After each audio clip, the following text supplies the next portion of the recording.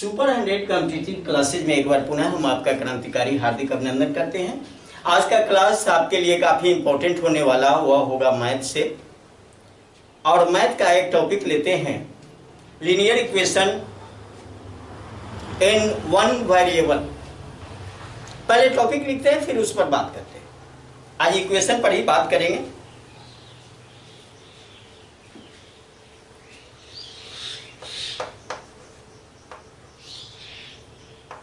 Linear equation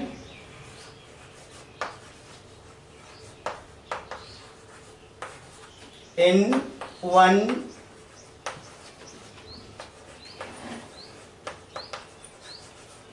variable. Linear equation in one variable. अब यहां पर हमको देखना है, हिंदी में इसको जानते हैं एक चर वाले रैखिक समीकरण।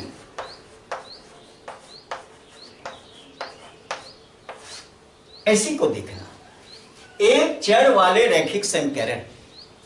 टॉपिक यही है। आज बहुत से स्टूडेंट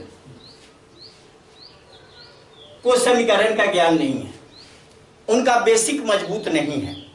यह नहीं कहता कि सभी स्टूडेंट को ज्ञान नहीं, बहुत सारे टॉपर स्टूडेंट हैं, लेकिन हमारे ढेर सारे स्टूडेंट जिनका बेस कमजोर होता है, वो सबसे पहले तो इक्वेशन को ही नहीं समझते कि इक्वेशन होता क्या है, समीकरण क्या होता है। पहले समीकरण समझेंगे, इसको समझेंगे तब तो एक चर वाले रैखिक समीकरण को समझेंगे। ये समीकरण है क्या। समीकरण के लिए ज्यादा विश्लेषण नहीं करना चाहिए, लेकिन समीकरण को जानने के लिए कम से कम 3 पॉइंट आप दिमाग में रख लो। अगर आज ये 3 पॉइंट दिमाग में रखा तो तुरंत किसी भी चीज को, कोई भी देखोगे तो तुरंत कह दोगे कि ये इक्वेशन है, ये समीकरण है। अब वो एक चर वाले रैखिक समीकरण हो, दो चर वाले रैखिक समीकरण, जो भी हो, लेकिन तुरंत कहोगे कि ये समीकरण है। पहले तो ये पहचानो कि समीकरण होता क्या है, उसकी विशेषता क्या है, उसमें कौन कौन सी चीजें होंगी। तो मैं कुछ लिखूं यहां पर और आपको बताऊं। अगर मैं यहां कहूं 3x + 3 बराबर 36 ले लिया। अब देखो यहां दो तीन चीज का ध्यान रखना। एक तो इक्वेशन, अब सबसे पहले तो इसको पहचानो, क्या ये इक्वेशन है, क्या ये समीकरण है, तो तुरंत रिजल्ट आएगा कि हाँ ये समीकरण है। क्यों? इसकी पहचान क्या है भाई? सबसे पहले इसकी पहचान है कि इसमें दो पक्ष होते हैं। इसको कहते हैं, हिंदी में जानोगे तो बायां पक्ष, और इसको जानोगे तो दायां पक्ष। ये होना जरूरी होगा। और बायां पक्ष और दायां पक्ष के बीच में ये समता का चिन्ह होता है। चिन्ह का नाम है समता कहो, बराबर कहो, या समान कहो, कुछ भी कह सकते हो। पहचान क्या करोगे? चिन्ह हो गया। चिन्ह कैसा होगा? इक्वल चिन्ह होगा। और उस इक्वल चिन्ह के लेफ्ट साइड में, लेफ्ट साइड वाले को क्या कहते हैं? बायां पक्ष। इसको अंग्रेजी में जानोगे तो left hand side, LHS, left hand side. और दायां पक्ष को क्या कहोगे? Right hand side. ये अगर मैं इसी चीज को देखो, अब ये दो चीज बताना चाहिए। अब यहां पर दो चीज को उभारा हमने। बीच का चिन्ह क्या होना चाहिए? बराबर का, समता का, इक्वल का, बड़ा एकदम होना चाहिए। उसमें दो पक्ष होने चाहिए। अगर मैं इतना ही पर छोड़ दूं कि क्या यही समीकरण होता है, तो मैं एक और बात बता दूं। अगर मैं यहां पर लिखूं इसमें भी तो दो पक्ष है बंधु, इसमें भी दो पक्ष है। ये एलएचएस है, ये आरएचएस है। क्या इसको समीकरण कहेंगे? नहीं, ये समीकरण नहीं है। क्यों भाई नहीं है? इसलिए कारण कि इसमें चर अनुपस्थित है। तो समीकरण के लिए क्या उपस्थित होना चाहिए? चर। अब यहां चर भी होना चाहिए, समता का चिन्ह भी होना चाहिए, जो यहां नहीं है। अगर मैं एक बात करूं आपसे, ये तो हमने कहा कि ये इधर से ये समीकरण नहीं है। क्यों? क्योंकि ये कमी रह गई थी, इसमें चर नहीं था। अब चर जहां नहीं हो तो समीकरण होगा नहीं। और अगर इसको समीकरण बनाना है तो क्या करोगे भाई? नहीं मिटा दो, समीकरण तुरंत बना देते हैं। समीकरण बनाना है तो क्या करेंगे हम? बस समीकरण बन गया, इतना ही करना, इतना ही करना। अगर मान लो कि काट दें 6 दूना 12 तो 2x बराबर 2 और x बराबर 2/2 1, x बराबर 1। अब देखो यहां क्या देखा आपने? x का वैल्यू जो अननोन था, जो राशि अननोन थी, जिसको हम नहीं जानते थे, अज्ञात था, उसको ज्ञात कर लिया। इसको इसकी जानकारी हमें होगी। अगर मैं यहीं पर कहूं, अब यह समीकरण इसलिए बना, मैं आपको दिखा दिया कि x का वैल्यू ये क्या हुआ? फिक्स है। ये फिक्स हो गया भाई, ये हिलेगा नहीं, ये निश्चित है। इसमें आप कोई तब्दील नहीं कर सकते। अगर मान लो कि ये एक है, इसके जगह पर डाल दे तो समीकरण अपने आप में बैलेंस हो जाता है, संतुष्ट हो जाता है। x का वह मान जो समीकरण को संतुष्ट करता हो, वह x का हल कहलाएगा, वो समीकरण का हल कहलाएगा। x का वह मान जो समीकरण को संतुष्ट करता है, वह समीकरण का सॉल्यूशन होता है। तो आपको यहां पर सबसे पहले मैं और कुछ बातें करूं इस पर। मैं यही समीकरण समझा रहा हूं कि भाई ये समीकरण को आप समझिए। अगर मैं यहां पर, अगर यही चीज है, अगर कुछ ले लूं 3x प्लस 2 बराबर 8, अगर ऐसा ले लेता हूं, ले लिया, समीकरण तो है। अगर मैं इस इक्वल चिन्ह को इस ग्रेटर देन कर दूं तो समीकरण गायब हो जाता है। अब यह समीकरण नहीं है। क्यों नहीं है? इक्वल चिन्ह नहीं है। अगर यहां पर लेस कर दूं तो समीकरण नहीं है, ये भी समीकरण नहीं बनेगा। इसलिए इक्वल चिन्ह जरूरी है और एक चर होना चाहिए, इक्वल होना चाहिए, और एलएचएस और आरएचएस होना चाहिए। ये तीन शर्त अगर पूरा करता हो तो ये तीन शर्त पूरा करने वाले का नाम ही समीकरण होता है। ये पहले जानो आप, नहीं तो किसी को समीकरण कर। आप मैट्रिक का एग्जाम देते हो, जनरल कोई कंपटीशन है, 4 गो ऑप्शन दे देता है आपको और पूछता है कि चारों में ये कौन समीकरण, इसमें कौन समीकरण है। आपको सबसे पहले तो समीकरण की विशेषता को जाननी होगी, तभी तो आप टिक करिएगा कि ये समीकरण है। अगर यही नहीं जानते तो ये 4 ऑप्शन जो दिए हुए हैं उसमें तो 3 वो समीकरण तो है नहीं, एक वो है कोई, या तीनों समीकरण दे दिया और चौथा विकल्प दे दिया कि इनमें से सभी। लेकिन सबसे, और आप किसी एक को टिक करके आ गए, वहां भी आप गलत किया। आपको ये जरूरी है जानना कि समीकरण आखिर होता क्या। तो समीकरण में 3 बातों का हमने जिक्र किया। एक तो बायां पक्ष, दायां पक्ष, और बायां पक्ष और दायां पक्ष को बांटने के लिए समता का चिन्ह, इक्वल का चिन्ह, बराबर का चिन्ह होना चाहिए। दूसरी चीज है कि उसमें चर होना चाहिए। चर कोई भी अल्फाबेटिकल लेटर होगा, x y z a b c d से लेकर जेड तक कुछ भी ले लो, या अल्फा बीटा गामा लैम्डा जो भी लेना है ले सकते हो। वो एक्स अननोन होता है, अज्ञात होता है, उसे आपको ज्ञात करना है एक्स का वैल्यू, और एक्स का वैल्यू ज्ञात हो जब आप कर लेते हो तो समीकरण सॉल्व हो जाता है। तो आज ये तो समीकरण पर जनरल पर बात करी हमने। अब बात करेंगे, यहां टॉपिक लिखा हुआ है linear equations in one variable constant, एकदम नियत है, फिक्स है,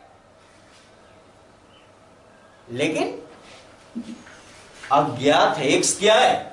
अज्ञात। उस अज्ञात को आप ज्ञात करते हो। अब भाई ज्ञात करने का क्या नियम है? कुछ नियम तो होते हैं। मैं दो तीन चीजों को ज्ञात करने के जो सॉल्यूशन है, एक्स का वैल्यू निकालना, एक्स का मान निकालना, इसके लिए आपको कुछ रूल जानना आवश्यक हो जाता है। रूल ही नहीं जानोगे तो ज्ञात कैसे करोगे? चलो मैं कुछ रूल पर बात कर लेता हूं, फिर एग्जाम्पल से बहुत एकदम स्पष्ट करूंगा। पहले रूल जान लेते हैं। हमें विश्वास हो गया है कि आप समीकरण को कम से कम समझ गए। अब कभी धोखा नहीं खाओगे कि यह समीकरण है या नहीं है। नहीं है तो नहीं कहोगे, है तो है कहोगे। आपके साथ धोखा नहीं होना चाहिए, इसलिए ज्ञान सीखो। अब हल की बात, समीकरण को सॉल्व करना है, उसका सॉल्यूशन लेना है, तो कुछ इसके नियम होंगे, कुछ नियम होंगे। पहले तो डिफाइन कर लें, इसको क्या कहेंगे? एक चर वाले रैखिक समीकरण। एक चर वाले रैखिक समीकरण को अगर परिभाषित करें तो हम कह सकते हैं कि समता के द्वारा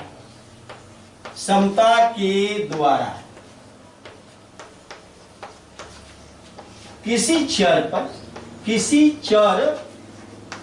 पर एक प्रतिबंध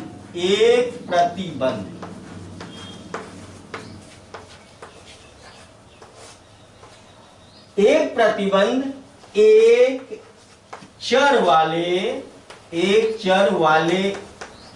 रैखिक समीकरण कहलाते हैं। रैखिक समीकरण कहलाते हैं।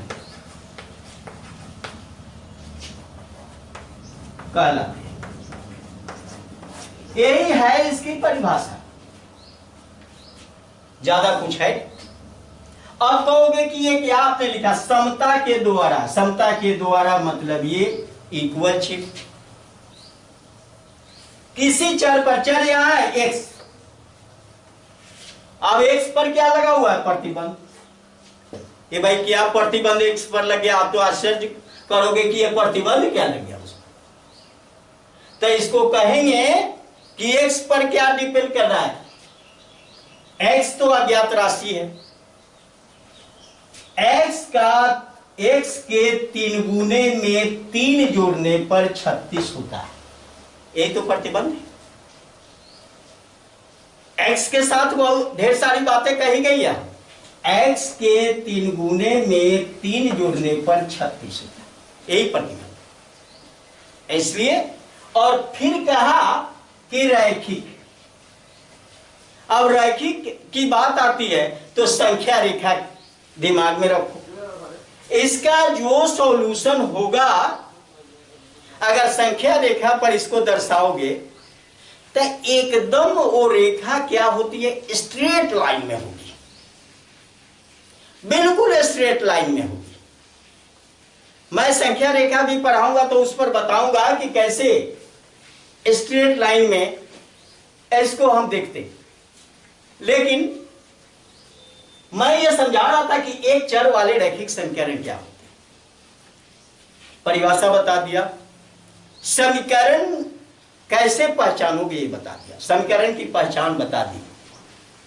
अब मैं कुछ ये सॉल्यूशन के लिए कुछ नियम, समीकरण सॉल्व करने के लिए कुछ नियम आप अगर जान लेते हो समीकरण सॉल्व करना आराम हो जाता है। तो चलो अभी इस परिभाषा को हटा देते हैं।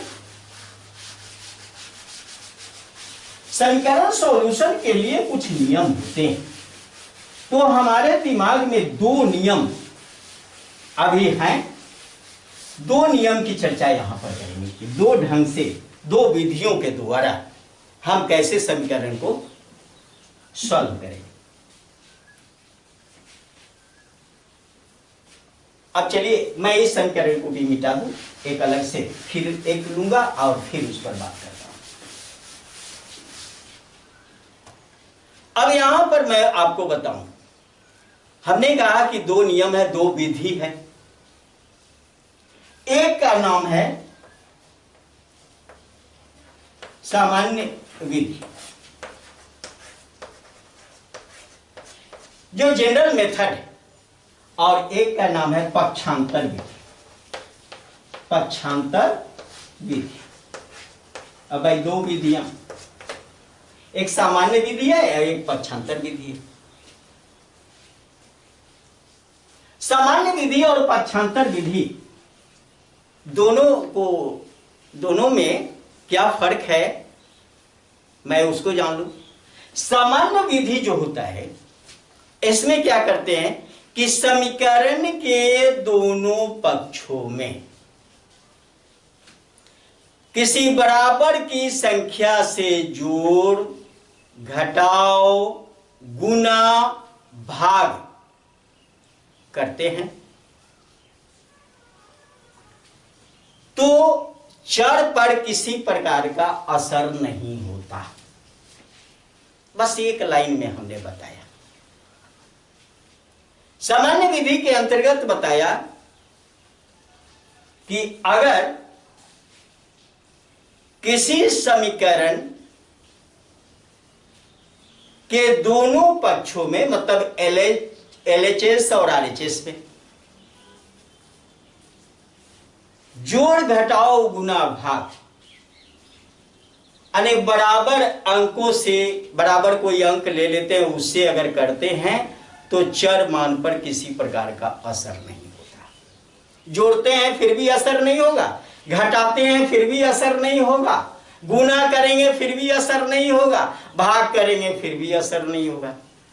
तो मैं एक एक एग्जाम्पल समझ लूं, जोड़, घटाव, गुना, भाग का, तो ज्यादा बेहतर आपके लिए होगा, कारण कि हमने आपको बताया कि कुछ बेसिक से ही दे रहे हैं, तो बेसिक समझना जरूरी है। अब चलिए एक समीकरण मैं ले लूं,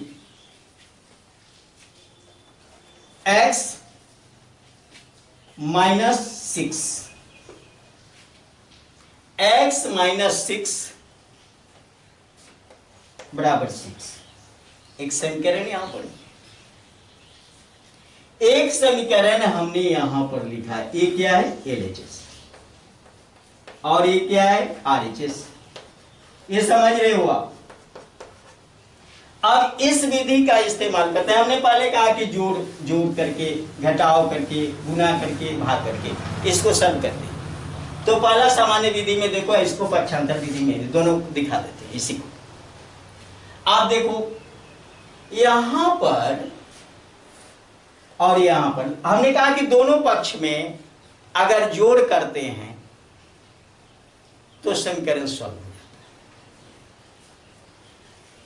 है। अगर इस बाएं पक्ष में 6 जोड़ दें और दाएं पक्ष में भी 6 जोड़ दें, तो इस पर कोई प्रभाव नहीं पड़ता, चर के मान पर किसी प्रकार का कोई प्रभाव नहीं है। जोड़ के देखते हैं और सॉल्व भी हो जाता है। देखो x माइनस 6 और जोड़ देना है वही 6 बराबर, फिर यहां 6, इसमें भी 6 जोड़ना है, कारण कि इसमें हमने 6 जोड़ा तो इसमें भी 6 है। ऐसे इक्वल अंक है भाई, बराबर के अंक को जोड़े हैं ना, ये गायब हो जाते हैं ना, और x इक्वल टू हो जाते हैं 12। बहुत आसान तरीका है, कहीं कोई दिक्कत नहीं, एकदम सॉल्व हो गया। अगर पक्षांतर विधि को ले ले, यहां पर देखो भाई, सवाल वही है, x माइनस 6 इक्वल टू 6। अब यहां देखो क्या करते हैं, पक्षांतर करते हैं। अने एक पक्षांतर x इक्वल टू 6 और ये तो बाईं ओर है -6। अगर जैसे दाईं ओर जाएगा चिन्ह में परिवर्तन हो जाता है, तो यहां जोड़ 6 और इसका वैल्यू हो जाएगा x इक्वल टू 2। देखा आपने पक्षांतर में क्या होता है। अगर मैं कहूं कि अगर लेफ्ट साइड का एक पद राइट साइड में ले जाते हैं तो उसके चिन्ह में परिवर्तन करते हैं। चिन्ह जो होता है उसके अपोजिट में जाते हैं, चिन्ह में परिवर्तन करते हैं, चिन्ह में परिवर्तन करते हैं, तभी जो है सो उसका सॉल्यूशन मिलता है। अब कहोगे कि माइनस को, अब चिन्ह में परिवर्तन कैसे, माइनस प्लस में और प्लस माइनस में, माइनस को प्लस में और प्लस को माइनस में, जोड़ को घटाव में और घटाव को जोड़ में, जोड़ को घटाव में, घटाव को जोड़ में। इसलिए मैं दोनों बोल दिया कि भाई दोनों चीज जानो, माइनस प्लस अगर नहीं तो जोड़ घटाव तो जानते हो ना। यानी plus change into minus, minus change into plus, divide change into multiply and multiply change into divide. ये चीज आपको जानना होगा, ये चीज आपको समझना होगा ना। अब ये तो जोड़ प्रक्रिया के द्वारा यहां सॉल्यूशन मिला और यहां पक्षांतर के द्वारा हमने बताया दोनों का रिजल्ट इक्वल है, कहीं रिजल्ट में कोई बाधा नहीं। अब कहोगे कि घटाव की प्रक्रिया, मैं एक और बात बता दूं पक्षांतर विधि में। अगर मैं कहूं कि पक्षांतर विधि का कोई एक पूरा पक्ष, अगर पूरा पक्ष left to right, right to left अगर करना पूरा का पूरा, इसको उठा के इधर और इसको उठा के इधर रखना है तो चिन्ह में कोई परिवर्तन नहीं करोगे। ये बात दिमाग में रखना। पूरा लेफ्ट हैंड साइड को उठाकर हम राइट हैंड साइड में और राइट हैंड साइड को उठाकर लेफ्ट हैंड साइड में रख देते हैं तो उसके चिन्ह में नो चेंजिंग, कोई परिवर्तन नहीं करेगा और सॉल्यूशन आराम से मिलेगा। जैसा कि मैं बताऊं, अगर ये लिखूं यहां पर 3 minus z, 3 minus z equal to 6 अगर ऐसा लिख देता हूं यहां पर, तो हम क्या करेंगे, हम ऐसा भी कर सकते हैं 6 इक्वल टू 3 माइनस जेड, ये लिखेंगे। कोई परिवर्तन नहीं किया, ये इसके बराबर, या इसके बराबर, पूरा का पूरा। अगर मैं इसी को, इसको ऐसा करूं, एक एक को उठाता हूं तो यहां क्या हो जाएगा भाई, 3 इक्वल टू 6 प्लस जेड, ये होगा।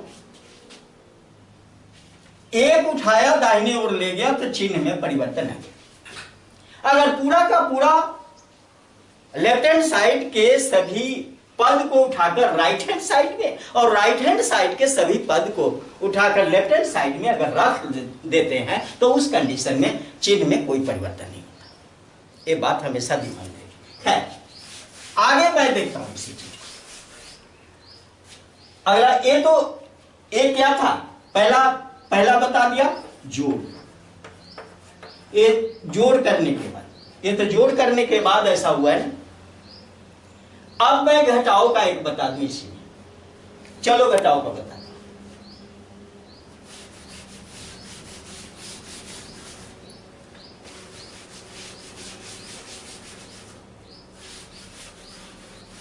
ये जोड़ का बताया हमने, कहा दूसरा नियम, ये तो पहला नियम बता दिया।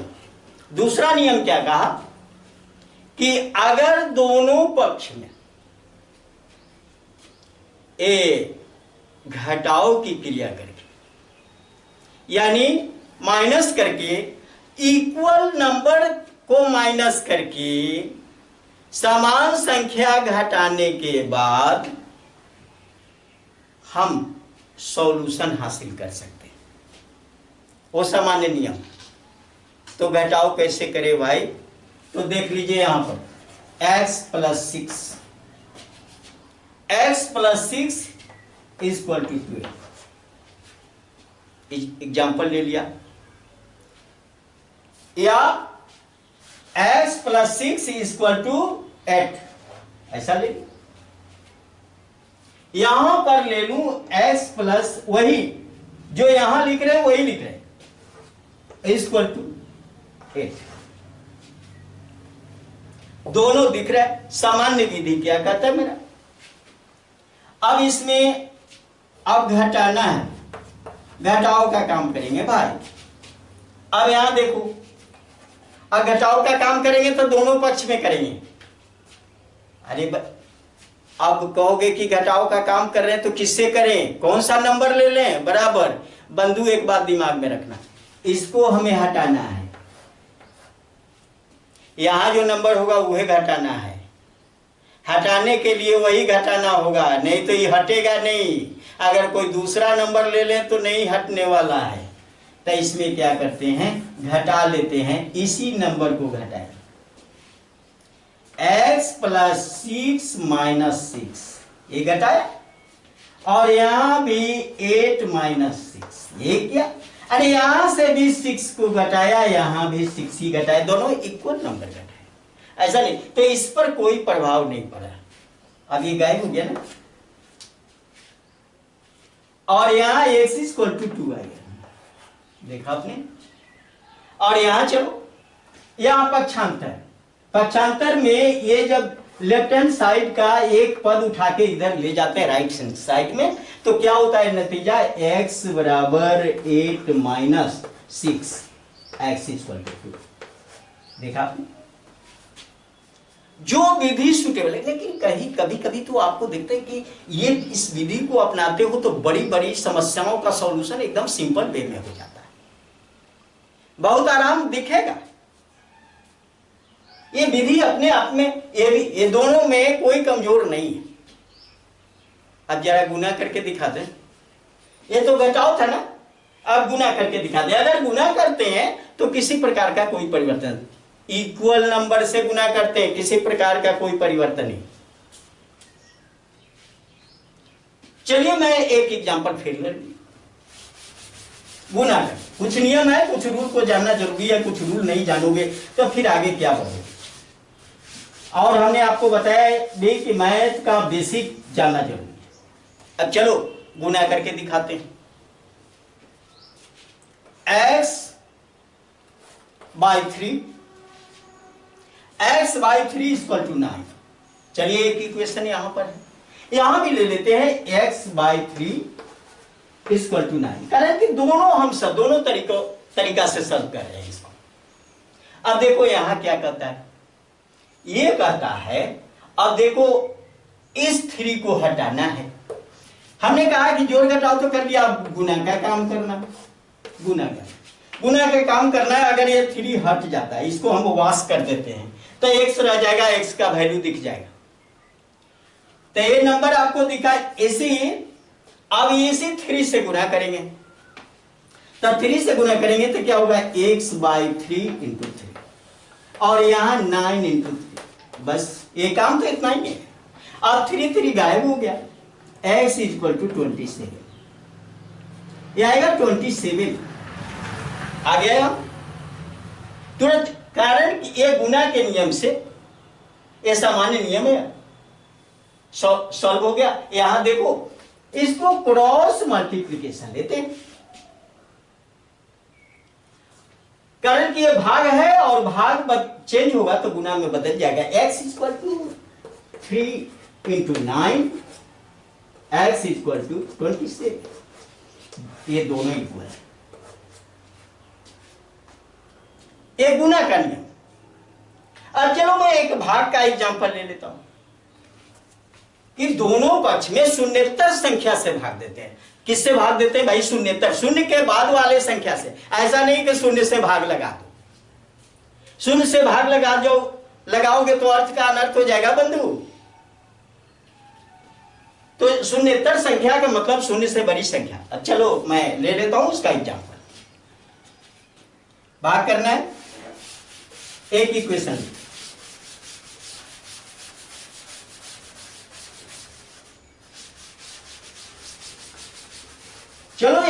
मैं देखता हूं, अगर यहां पर लिखूं 3x बराबर 27,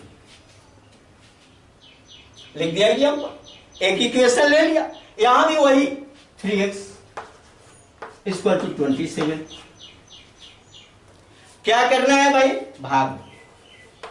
किससे करना है? शून्येतर संख्या से, यानी शून्य से बड़ी। अब चलो इसमें देखते हैं भाई इसका सॉल्यूशन, भाग के द्वारा सॉल्यूशन होगा, ये इधर सामान्य विधि है। अब यहां देखो भाई, ये दो पक्ष है, LHS RHS, समीकरण तो है ही, समीकरण का सारा पॉइंट ये फॉलो कर रहा है। अब यहां भाग देना है, तो इसी 3 से भाग लगाओ, 3x बटा 3, 27 बटा 3, भाग दे दिया ना, 3 कट गया, और यहां 3 से 9 बार में कट गया, x इक्वल टू 9 यहां हो गया। अब यहां चलिए x equal to 27 by 3, 9, x equal to 9, दोनों इक्वल है। जो विधि आपको करना हो आप कर सकते हो। हमने यहां पर बताया दो, जोड़ घटाओ गुना भाग, ये दो विधि, एक सामान्य है और एक पक्षांतर विधि है। हम दोनों विधि को लेकर बीच बीच में आपको दोनों विधि इसलिए मैं बताया कि दोनों विधि में कहां कौन जल्दी से आप x का वैल्यू फाइंड आउट करोगे, इसके लिए तो दोनों विधि आपको साथ रखना जरूरी हो जाता है। अरे तो हो सकता है कि फ्रैक्शन का ऐड है, अगर पक्षांतर विधि को ही ले लेते हो तो वहां फ्रैक्शन के ऐड में काफी टाइम लगता है और कंपटीशन आपको टाइम देता नहीं, वहां आपको परेशानी झेलनी पड़ती है। तो वहां अगर इस विधि को अपनाते हो तो जल्दी सॉल्यूशन आपको मिलता है, और ये विधि आपके लिए काफी इंपॉर्टेंट भी हो जाता है।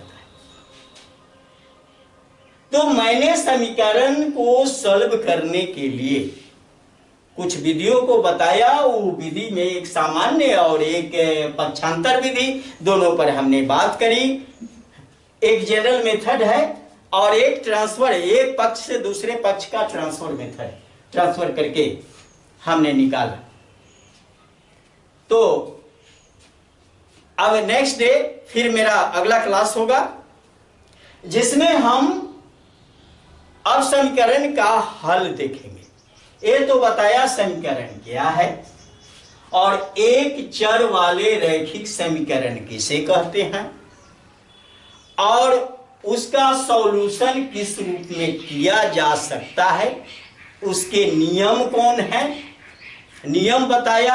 अब ढेर सारे क्वेश्चन हम रखेंगे और उसको सॉल्व करके बताएंगे, डिटेल्स भी बताएंगे, शॉर्ट भी बताएंगे, यानी ट्रिकी भी आपके दिमाग में होने चाहिए कि जल्दी सॉल्यूशन कैसे लोगे।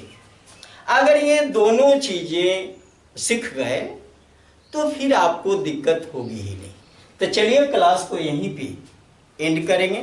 अगर ये वीडियो आपके लिए उपयोगी है, लाभप्रद है, ज्ञानवर्धक है और सोच रहे हो कि इससे हम आगे बढ़ सकते हैं, तो इस वीडियो को लाइक करें, अपने मित्रों के साथ शेयर करें और सुपर 100 कॉम्पिटिटिव क्लासेज जो आपको एक नई रोशनी दे रही है, ऐसे सब्सक्राइब करें। बहुत बहुत धन्यवाद। जय हिंद, जय भारत।